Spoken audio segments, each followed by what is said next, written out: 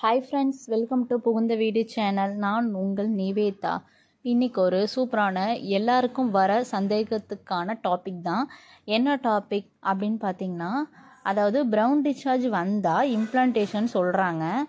ஆனால் எனக்கு எப்பயுமே நாள் ப்ரௌன் டிஸ்சார்ஜ் வரும், அடுத்த நாள் இல்லைனா அதுக்கு அடுத்த நாளுக்குள்ளே பீரியட்ஸ் வந்துடும். அப்போது எனக்கு இம்ப்ளான்டேஷன் சரியாக நடக்காமல் ஒவ்வொரு மாதமும் மிஸ்கரேஜ் தான் ஆகுதா? அப்போ எனக்கு பீரியட்ஸே வரலையா? ப்ரௌன் டிஸ்சார்ஜ் வந்து மறுபடியும் பீரியட்ஸ் ஆகுதுன்னா ப்ரௌன் டிஸ்சார்ஜ் வந்தால் இம்ப்ளான்டேஷன் சொல்கிறீங்க. அப்போது எனக்கு வந்து ஒவ்வொரு டைமும் இம்ப்ளான்டேஷன் சரியாக நடக்காமல் பீரியட்ஸ் வருதோ அப்படின்னு எனக்கு டவுட்டாக இருக்குது சிஸ்டர்னு சொல்லிட்டு ஒரு குவாலிட்டியான கொஸ்டின்ஸ் கேட்டிருந்தாங்க. இந்த டவுட் வந்து எல்லாருக்கும் வந்து காமனாக இருக்கிறது. ஸோ அதை பற்றி டாப்பிக்கில் வீடியோ போட்டால் உங்களுக்கு யூஸ்ஃபுல்லாக இருக்கும்னு தான் வந்திருக்கேன். அதுக்கு முன்னாடி நம்ம சேனலை சப்ஸ்கிரைப் பண்ணாதவங்க சப்ஸ்கிரைப் பண்ணிக்கோங்க. என் ஃபோன் நம்பர் வேணும்னு கேட்குறீங்க. என் ஃபோன் நம்பர் நான் ஸ்க்ரீனில் கொடுத்துருக்கேன். அந்த நம்பருக்கு வாட்ஸ்அப் பண்ணுங்கள். ரூல்ஸ் அண்ட் ரெகுலேஷன் ஷேர் பண்ணுவாங்க. விருப்பம் இருந்தால் ஜாயின் பண்ணிக்கோங்க, இல்லைன்னா இக்னோர் பண்ணிக்கோங்க. வாங்க வீடியோக்குள்ளே போகலாம். ப்ரௌன் டிஸ்சார்ஜ் லைட்டாக பட்டா இம்ப்ளான்டேஷனா? ஆக்சுவலாக ஒரு ஸ்பூன் அளவுக்கு வரும் ஒரு சில பேருக்கு இம்ப்ளான்டேஷன் ப்ளீடிங். சில பேருக்கு அதை விட வந்து குவான்டிட்டி அதிகமாக கூட வரும்.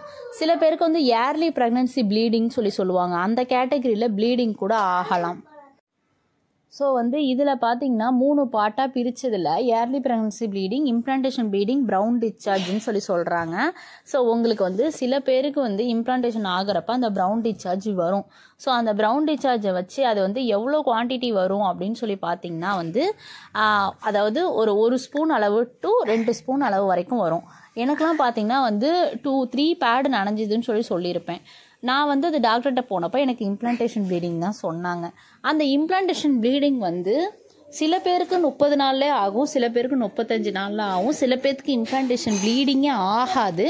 ஸோ இந்த மாதிரி டிஃப்ரெண்ட் டைப்ஸ் ஆஃப் கேட்டகரி இருக்குது. ஸோ அதில் வந்து நீங்கள் என்ன கேள்வி கேட்டிருக்கீங்கன்னா, எனக்கு நாள் ஆணுச்சுன்னா அடுத்த நாள் பீரியட்ஸ் வந்துடும், ஸோ அப்போ எனக்கு இம்ப்ளான்டேஷன் சரியாக நடக்கலையா அப்படின்னு கேட்டிருக்கீங்க. அதாவது உங்களுக்கு வந்து எப்பயுமே மந்த்லி வந்து ப்ரௌன் டிஸ்சார்ஜ் ஸ்டார்ட் ஆகி தான் வந்து பீரியட்ஸ் வர மாதிரி இருக்குது, எனக்கு ஆரம்பத்துலேருந்தே இப்படி தான் சிஸ்டர் வரும் அப்படின்னா அந்த இம்ப்ளான்டேஷனுக்கான ப்ளீடிங்கை நீங்கள் கணக்கு வைக்காதீங்க. ஸோ அது வந்து உங்களுக்கு நார்மல் பீரியட்ஸாக வந்து அப்படி வருது. ஸோ ஃபஸ்ட்டு வந்து டிஸ்சார்ஜ் மாதிரி லீக் ஆகி அதுக்கப்புறமேல அடுத்த நாள் உங்களுக்கு பீரியட்ஸ் கடகடன்னு வந்துடும். அது வந்து ஒரு சில பேரோட உடம்புவாக லைட்டாக பட்டுட்டு அதுக்கப்புறம் அதிகமாக படுறது. சில பேருக்கு ஃபஸ்ட்டு டே அதிகமாக இருக்கும், சில பேருக்கு 3rd டே அதிகமாக இருக்கும். அது வந்து உங்களுக்கு மந்த்லி பீரியட்ஸ் ஆகிறத வச்சு உங்களுக்கே அது டிஃப்ரென்ஷியேட் தெரியும். சரி, எனக்கு அப்போ அது இம்ப்ளான்டேஷன் ப்ளீடிங் நான் எப்படி தான் எதிர்பார்க்குறது அப்படின்னா, எப்பயும் போல் இப்போ இந்த மாதமும் உங்களுக்கு ப்ரௌன் டிஸ்சார்ஜ் ஆகுது ஆனால் பீரியட்ஸ் வரலை அப்படின்னா அது இம்ப்ளான்டேஷன் ப்ளீடிங்காக இருக்கலாம். ஸோ ஒவ்வொரு மந்த்தும் வந்து உங்களுக்கு கரு கலையுது, இம்ப்ளான்டேஷன் சரியாக ஆகலை அப்படின்ற அர்த்தம் கிடையாது. இல்லை சிஸ்டர், எனக்கு மந்த்லி ரெகுலராக பீரியட் வந்துடும், ஆனால் அந்த ப்ரௌன் டிஸ்சார்ஜ் வந்ததே கிடையாது, இந்த மாதம் தான் வந்திருக்கு அப்படின்னா நீங்கள் டாக்டர்கிட்ட போயிட்டு எண்டோமெட்ரியத்தோட லைனை செக் பண்ணலாம். அதாவது உங்கள் எண்டோமெட்ரியத்தோட திக்னஸ் எவ்வளோ இருக்குது அப்படின்றத பார்க்கலாம். கரெக்டான லெவலில் மெயின்டைன் ஆகுதா, இல்லை ரொம்ப தடிமனாக இருக்கா, இல்லை ரொம்ப மெல்லிய எண்டோமெட்ரியமாக இருக்கா அப்படின்றத நீங்கள் செக் பண்ணிக்கிட்டிங்கனாலே அந்த ப்ளீடிங் எதுக்கான ப்ளீடிங்கிறத தெளிவாக தெரிஞ்சிடும். அதே போல் காமனாக இது சொல்கிறேன், அதாவது எல்லாருக்குமே உங்களுக்கு வந்து ப்ரௌன் டிஸ்சார்ஜ் வந்து தான் பீரியட்ஸ் ஆகணும்னு அவசியம் இல்லை. அதே கேட்டகரியில் இம்ப்ளான்டேஷன் ப்ளீடிங் வந்து தான் உங்களுக்கு கரு தரிக்கணுன்ற அவசியம் இல்லை. ஒவ்வொரு உடம்பும் ஒவ்வொரு மாதிரி. சில பேருக்கு ஒயிட் டிஸ்சார்ஜ் வரும், சில பேருக்கு ப்ளீடிங் ஆகும்.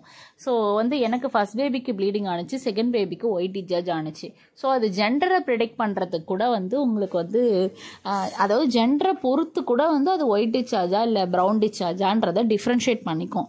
ஸோ எல்லார் உடம்பும் ஒரு மாதிரி கிடையாது. நீங்கள் இந்த ப்ரௌன் டிஸ்சார்ஜ் வந்து பீரியட்ஸ் வந்தால் இது நார்மல் தான், நீங்கள் பயப்பட வேண்டாம். அதுக்கான டிஃப்ரென்ஷியேட் சொல்லிட்டேன். அது இம்ப்ளான்டேஷனுக்கான சிம்டம்ஸு அப்படின்றத எப்படி கண்டுபிடிக்கணும்னா, உங்களுக்கு மாதம் அப்படி வராது, புதுசாக வரும். அப்படி வந்தால் டாக்டர்கிட்ட போயிட்டு எண்டோமெட்ரியத்தோட லைன் எப்படி இருக்குது, ஒருவேளை கரு பதிதல் நடைபெற முடியாமல் உங்களுக்கு பீரியட்ஸ் வருதான்றதை செக் பண்ணிக்கோங்க. இல்லை அந்த மாதம்தான் எனக்கு அப்படி வருது ஆனால் வந்து அதுக்கப்புறம் பீரியட்ஸ் வரல அப்படின்னா உங்களுக்கு ப்ரெக்னென்சிக்கு வாய்ப்பு இருக்குது, அது இம்ப்ளான்டேஷனுக்கான ப்ளீடிங் தான். ஸோ இதை வச்சு நீங்கள் கால்குலேட் பண்ணிக்கலாம். இந்த வீடியோ உங்களுக்கு ரொம்ப யூஸ்ஃபுல்லாக இருக்கும்னு நினைக்கிறேன். நீங்கள் மட்டும் இப்போ இம்ப்ளான்டேஷன் ப்ளீடிங் ஆகி உங்களுக்கு கன்ஃபார்ம் ஆயிருக்கு அப்படின்னா இதே வீடியோவில் வந்து கமெண்ட் பண்ணுங்கள். இந்த வீடியோ பார்த்துட்டு இருக்கவங்க எல்லாருக்குமே ப்ரெக்னன்சி கன்ஃபார்ம் ஆகணும்னு சொல்லிட்டு நான் சாமிகிட்ட வேண்டிக்கிறேன். Bye friends.